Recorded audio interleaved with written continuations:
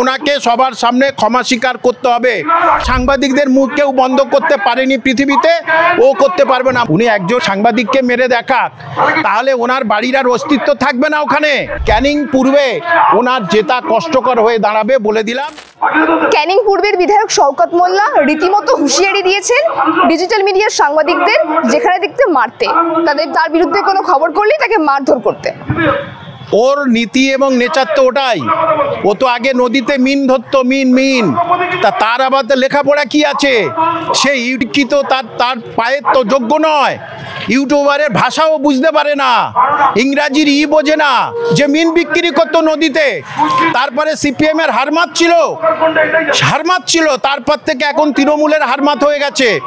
এবং ভাঙড়ে গেলেই মানুষ হচ্ছে ক্ষিপ্ত হয়ে আছে। দুবার ওকে তাড়া করেছিল, ভাঙড় থেকে তাড়া করেছিল, এবং বুঝে গেল যে ওর তৃণমূলের নেতা একজন আরেকজনকে দিয়ে হত্যা করাচ্ছে।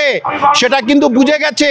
তৃণমূলের লোক যে হত্যা করিয়েছে শওকত মোল্লার নির্দেশে, সেটা পরিষ্কার হয়ে গেছে। এবং এইবারে ক্যানিং পূর্বে ওনার জেতা কষ্টকর হয়ে দাঁড়াবে বলে দিলাম। এবং ওনাকে সবার সামনে ক্ষমা স্বীকার করতে হবে।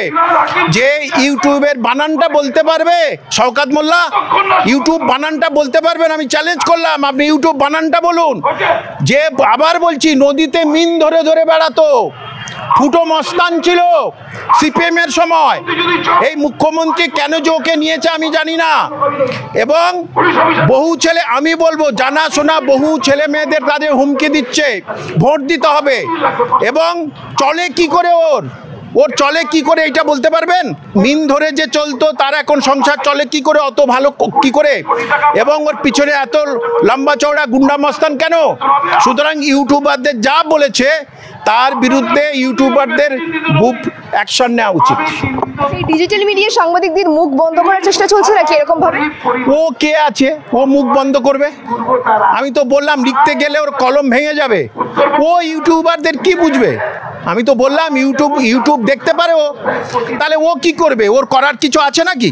যে ইউটিউবারদের তথা সাংবাদিকদের মুখ কেউ বন্ধ করতে পারেনি পৃথিবীতে, ও করতে পারবে না। মুখ্যমন্ত্রী করতে পারেনি, তো কোথাও শওকত মোল্লা, ও কি করবে? ওর করার কোনো ক্ষমতা আছে? কোনো ক্ষমতা নেই। মুখ্যমন্ত্রী দলের লোক এভাবে মন্তব্য করলো, মুখ্যমন্ত্রী কোনো প্রতিক্রিয়া নেই কেন? না, সংখ্যালঘু ভোট কমে যাবে। হারমাত টাইপের তো, তাহলে ভোটগুলো ক্যাপচার হবে কি করে?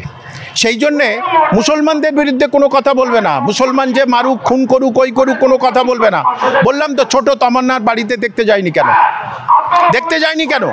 খগেন মুর্মুকে দেখতে গেলেন, ছোট তামান্না মরে গেল, তার কোনো পাপ ছিল না, তাকে মারলো কেন?